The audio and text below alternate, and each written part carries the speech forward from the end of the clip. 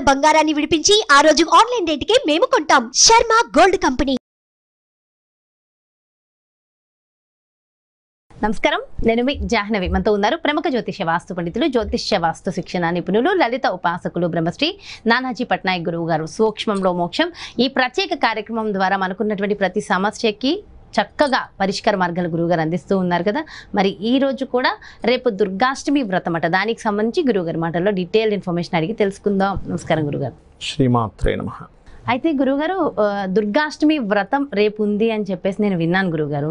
అయితే దుర్గాష్టమి జనరల్గా మనకి నవరాత్రుల్లో ఇవి వస్తూ ఉంటాయి. అయితే ప్రత్యేకంగా దుర్గాష్టమి వ్రతం రేపు అని ఉంది, 14వ తారీఖు జూన్ అని.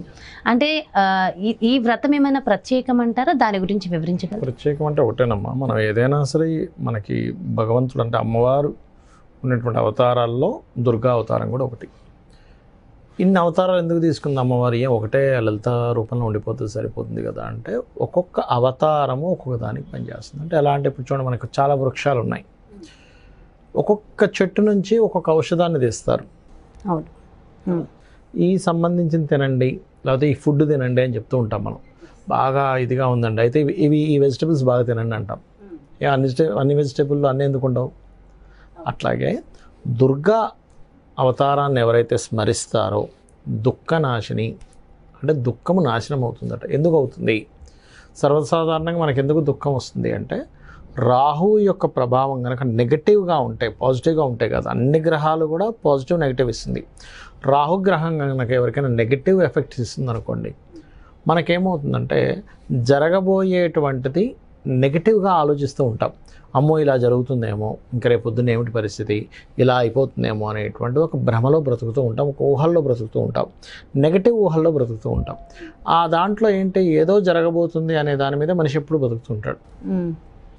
అది నాకు దక్కదేమో, అంటే ఆ పలానా జాబ్ నాకు రాదేమో, లేకపోతే పలానా నేను చేయలేనేమో, నాకు రేపు పొద్దున్న ఇలా గనక ఫెయిల్ అయిపోతే సొసైటీ మొత్తం నన్ను ఈ రకంగా చూస్తుందేమో, ఇమాజినేషన్ ఉంటుంది.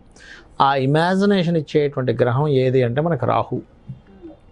ఎవరి జన్మజాతక చక్రంలో అయినా పంచమంలో ఉన్నా లేదా సర్పదోషాలు కూడా రాహు వల్ల ఏర్పడతాయి. ఇది మనకి మేష వృశ్చిక రాశుల్లో రాహు ఉన్నా, లేదా పాపగ్రహాలతో రాహు కలిసి ఉన్నా, ఆ యొక్క మహాదశలు వచ్చినప్పుడు మనిషి ఏం చేస్తాడంటే, ముఖ్యంగా పంచమంలో ఉన్నప్పుడు, ఆలోచన స్థానంలో ఉన్నప్పుడు ఎక్కువ ఆలోచించేసుకుంటాడు. అసలు నిజంగా జరిగేది వేరేది, కానీ ఇక్కడ ఆలోచన, ఇమాజినేషన్ ఎక్కువైపోయింది. అక్కడ జరిగేది కొంత నష్టం అయితే వీడు 100 రెట్లు ఎక్కువ నష్టం ఊహించుకుంటాడు. అలాంటి ఇమాజినేషన్ని, నెగిటివ్ థింకింగ్ ఒక పొర, మాయ అంటారు చూసారా, మాయ కమ్మింది అంటూ ఉంటాం. ఆ మాయని తొలగించేటువంటి దేవతా స్వరూపం ఎవరు అంటే దుర్గా. మాయ తొలగిపోయింది అనుకోండి, ఏం కాదని అంటే ఎలాగా, ఇప్పుడు ఒక చిన్నపిల్లడు ఉన్నాడు, కుక్క అక్కడ కూర్చుంది, భయపడుతూ వెళ్తుంటారు. లేదా కొంతమంది ఆడవాళ్ళు కూడా కుక్కలుంటే భయపడతారు వెళ్ళడానికి, బెదురుతూ ఉంటారు. కానీ ఒక మెన్ అంటే కొంచెం పెద్దవాళ్ళు ఏం చేస్తారంటే, ఏం కాదండి పదండి అని తీసుకెళ్ళిపోతారు. అవును, నిజంగా అదేమీ లేచి కలవాల్సింది ఉండదు. కానీ ఇమాజినేషన్ పిల్లలకు కానీ స్త్రీలకు కానీ, కొంతమంది భయస్థులకి ఏమవుతుందంటే, పురుషుల్లో కూడా కొంతమంది భయపడే వాళ్ళు ఉంటారు. భయస్థులకి ఏంటో ఏదో పైన వచ్చి కరిసేస్తుందేమో, ఏదో అయిపోద్దేమో అని ఒక భయంలో ఉంటాం. అది ఏమీ కాదు, మనం అనవసరంగా భయపడుతున్నాము, మనం ధైర్యంగా ఒక అడుగు ముందుకు వేయొచ్చు అనేటువంటి ఆలోచన విధానాన్ని ఇచ్చేటువంటి దేవతా స్వరూపం ఎవరంటే దుర్గా. ఫస్ట్ ఇది అర్థం చేసుకోవాలి. అయితే ఈ దుర్గా అవతారాన్ని నిత్యము పూజించవచ్చు. రేపేదో దుర్గాష్టమి సంబంధించింది ఏదో వ్రతం వస్తుందని అలా అని కాదు. అయితే ఎప్పుడైనా సరే మీకు ఆలోచన పనిచేయట్లేదు, అనవసరంగా భయంగా ఉన్నది లోపల అనుకోవడం, ఓం ధుమ్ దుర్గాయ నమః. దుమ్ అనే పదం దుర్గాకి బాగా పనిచేసేటంటే, దుర్గా యొక్క ఎనర్జీ దుమ్ అనే దాంట్లో ఉంటుంది. ఓం ధుమ్ దుర్గాయ నమః.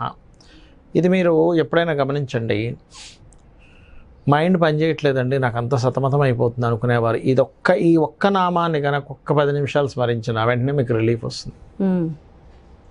ఈ నామాన్ని నేను రకరకాల వాటిలో ప్రయోగం చేసి చూసాను. కొంతమందికి ముక్కు పట్టేసినట్టుగా, ఫ్లమ్ అయిపోయినట్టుగా అయిపోతుంది, వాళ్ళు చేసినప్పుడు కూడా వాళ్ళకి క్లియర్ అవ్వడం నేను చూశాను. ఓం ధుమ్ దుర్గాయ నమః అనే నామస్మరణ. సర్పదోషాలున్నా, మనకి ఒక్కోసారి కొంతమంది కాలసర్పదోషంతో కూడా బాధపడుతూ ఉంటారు. యాక్చువల్లీ అయితే కాలసర్పదోషం జన్మజాతకానికి అప్లై చేయకూడదు, దేశానికి వాటికి చేయాలి. కానీ అది ఉందని చెప్పి ఒక భ్రమలో బ్రతుకుతూ ఉంటారు. అలాంటి వారు కూడా చేయొచ్చు. అయితే ఇది వ్రతము అనుకుంటున్నారు కాబట్టి పొద్దున్నే నిద్ర లేచి చక్కగా అలంకరణ చేసి కాలకృత్యాలు తీర్చుకొని అలంకరణ చేసుకొని దుర్గా పట పెట్టుకొని కొంతమంది కలశం కూడా పెడతారు. దుర్గా అష్టోత్తరాలు చదువుకుంటే సరిపోతుంది. లేదంటే నేను కవచం కూడా చదువుకుంటాను, ఇంకా నేను షోడశోపచారాలు చేస్తానంటే మీ ఇష్టం, అది మీ ఓపిక, మీ ఇష్టం. అవును, ఒక దగ్గరికి వెళ్తాము, ఫంక్షన్కి వెళ్తాం, మీ ఇష్టం. ఒక చిన్న గిఫ్ట్ కొనుక్కుంటారా, పెద్ద గిఫ్ట్ ఇస్తారా, మీ ఇష్టం. వాళ్ళతో రిలేషన్షిప్ ఎంత పెంచుకోవాలనుకునే వాళ్ళు అంత పెద్ద గిఫ్ట్ ఇస్తారు. మీ తాహత్ ఎంత చూపించుకోవాలనుకునే వాళ్ళు అంత పెద్ద గిఫ్ట్ ఇస్తారు. ఏముంది, ఏదో ఒక ఫంక్షన్కి వెళ్ళాం, ఏదో నామమాత్రం చేద్దాం అనుకున్నాడు, ప్లేట్ ఇచ్చేస్తాడు. అంతే. అంటే మీరు ఏంటో చూపించుకోవాలి, లేకపోతే మీకు వాళ్ళతో సంబంధాలు బాగున్నాయి, ప్రేమతో ఇస్తున్నాము, అభిమానంతో ఇస్తున్నాము, అప్పుడు పెరుగుతూ ఉంటుంది అది. అలాగే భగవంతుడి దగ్గర కూడా మీరు మీకున్న ప్రేమను వ్యక్తం చేయడం. ఆ రకంగా ఎవరైతే పూజ చేస్తారో దుర్గాదేవికి సంబంధించినటువంటిది వాళ్ళకి అపోహలు, భ్రమలు, ముఖ్యంగా గండాలు తొలగుతాయి దుర్గా ఆరాధన వల్ల. ఉదయమా సాయంత్రం? ఉదయం పూట చేసుకోవచ్చు, సాయంత్రం వీలైతే సాయంత్రం కూడా చేసుకోవచ్చు. ముఖ్యంగా గండము తొలగుతుంది, గుర్తుపెట్టుకోండి. గండం అనేటువంటిది కంప్లీట్గా వీళ్ళకి క్లియర్ అవుతుంది, అది దుర్గా ఆరాధన వల్ల. అవును, సడన్ గా ఒక్కొక్కసారి మనకి అనేక రకాల యాక్సిడెంట్స్ అవ్వడం, యాక్సిడెంట్ అవ్వడము, ఇట్లాంటి వాటి నుంచి బయటపడడం. సో గంధాలను తొలగించే తల్లి దుర్గా అమ్మవారు.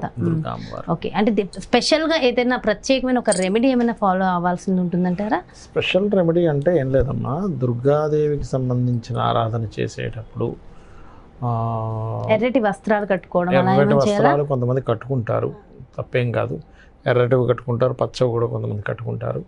దుర్గా ఆరాధన చేసే అంటే కొంచెం ఏంటంటే అగ్రెసివ్ సంబంధించినటువంటి తొందరగా కనెక్ట్ అవ్వాలనే భావంతో ఒకటే ఏ దేవతా స్వరూపాన్నైనా మనం చేస్తున్నంతసేపు శ్రద్ధ, భక్తి అన్నీ అక్కడ ఉండడం ముఖ్యం. ఎంతో అదృష్టంతో చేస్తున్నా అనే భావంతో చేయాలి. అబ్బాయి ఏదో చెప్పారులే ఇప్పుడు చేస్తే ఇది పోతుందా, సంశయంతో చేస్తే దాని ఫలితం అలాగే ఉంటుంది. అండ్ చాలా డీటెయిల్గా ఎక్స్ప్లెయిన్ చేశారు గురుగారు. Thank you so much. నమస్కారం. శ్రీమాత్రే నమః. ఎస్, చూసారు కదండి. మరి ఇది అంటే దుర్గాష్టమికి సంబంధించి పూర్తి వివరణ గురువుగారు ఎంతో చక్కగా ఎక్స్ప్లెయిన్ చేశారు. అంటే దుర్గమ్మని మనం తలుచుకోవడం వల్ల మనకి ఎలాంటి గండాలు తొలగిపోతాయి, అలాగే దుర్గాష్టమి వ్రతాన్ని మరి ముఖ్యంగా రేపు ఏ విధంగా జరుపుకోవాలి, ప్రతి నిత్యము కూడా దుర్గా అమ్మవారిని ఎలా పూజించాలి అనేది ఎంతో డీటెయిల్డ్గా ఎక్స్ప్లెయిన్ చేస్తూ మనందరి సమస్యలను తొలగించే చక్కటి రెమెడీని కూడా ఎక్స్ప్లెయిన్ చేసేసారు కదా గురువుగారు. మరో ప్రత్యేకమైన కార్యక్రమంతో మళ్ళీ మీ ముందుకు వచ్చేస్తాను. మరి అలాగే మీ యొక్క జాతకానికి సంబంధించి కానీ, లేదంటే మీ ఇంటి వ్యాపార వాస్తుకు సంబంధించి కానీ గురువు గారిని సంప్రదించాలి, అపాయింట్మెంట్ కావాలనుకునే ప్రతి ఒక్కరు ఇంకెందుకు ఆలస్యం, వెంటనే క్రింద డిస్ప్లే అవుతున్నటువంటి నెంబర్స్కి కాల్ చేయండి, అపాయింట్మెంట్ తీసుకోండి. నమస్కారం.